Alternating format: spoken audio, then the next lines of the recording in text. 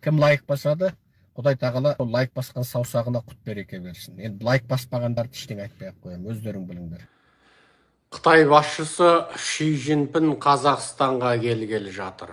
3 жыл бойына өз елінен аттап бастаған коммунистік, фундаменталистік, радикалдық, импершілдік, шовинистік аурумен ауыратын Ши Цзиньпиннің 3 жылдан кейін Қазақстанға сапар жасайтын осы бір кезде Қытайдың мемлекеттік коммунистік ақпарат құралдары аяқ астынан Мау заманнан қалған, Ленин, Сталин заманында жүзеге асырылған Мау кезінде 80 миллион Қытайдың жанын жалмаған таптық күрес тақырыбын көтерді және ең сұмдығы осы таптық күресті ақтады. Бұл былайғы Қазақстанда туып өскен, немесе саяси, тарихи, ақпараттық ілім білімі аздау азаматтар үшін ода тұрған не бар деген сөз болуы мүмкін. Және Қытай таптық күресті тірілте ме, таптық күресті ақтай ма, қазаққа не қатысы бар дейтін аңқау, аңғал қазақ шығады. Енді бұл мәселенің қазаққа қатысы туралы біз айтайық. Біріншісі, Ши Цзиньпин және Ши Цзиньпин басшылық еткен қазіргі Қытай коммунистік, фундаменталистік, радикалистік және импершілдік аурумен ауыратын және осы идеологияны компартияның негізгі бағыты қылған қазіргі Қытай компартиясы Қазақстанды жаулап алуды, кем дегенде Қазақстанның шығыс территориясын жаулап алуды. Әсіресе Қытайды мұнай мен газбен қамдайтын Қазақстанды өздерінің вассалдық, бағынышты және шылауындағы елге айналдыруды көздейді. Ши Цзиньпиннің бүкіл Қытай компартиясы алдындағы миссиясы және уәдесі Қытайды күшейту. Қытайдың зор қытайшылдық идеологиясын дәріптеу, ашық-ашкере, Тайванды Қытайға қосу, Гонконгты қанжоса қылу. Ол осы басқыштығын бәрінен өтіп келе жатыр. Жуырда Қытайдың дронын Тайван билігі атып түсірді.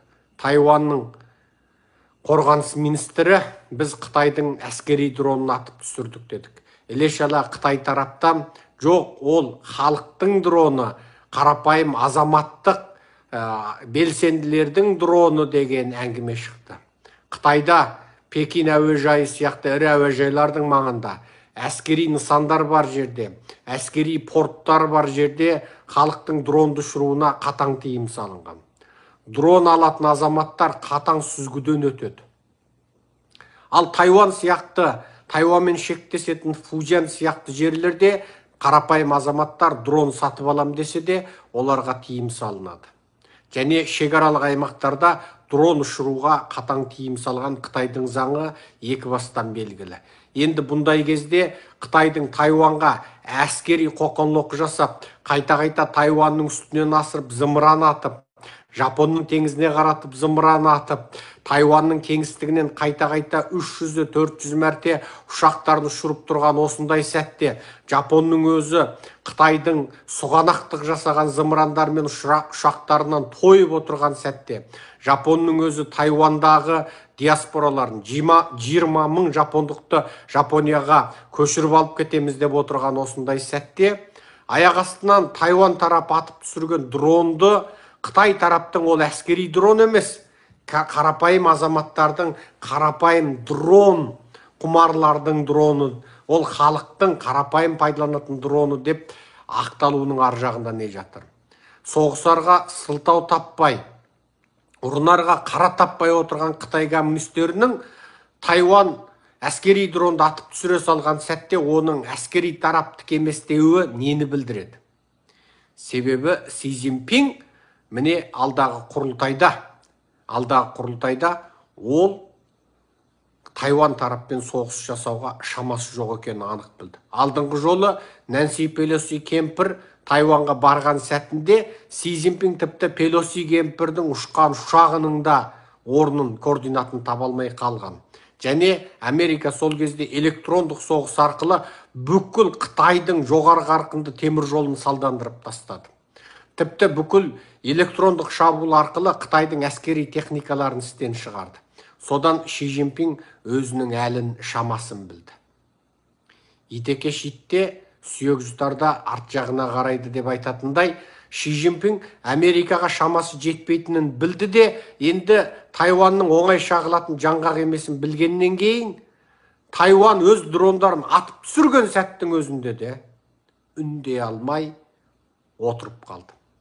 Тіпті Американың лауазымдылары Тайванға қонған сәт, біздің Тайванды азат қылатын сәтіміз, Американың жоғары технологиялы әскери қаруы Тайванға жеткен сәт, біздің Тайванды азат қылатын сәтіміздің басталғаны деп жариялаған Қытайдың сыртқы саясатындағы абалақ төбеті Ху Шижиннің өзі бұл дрон халықтық дрон дей қалды.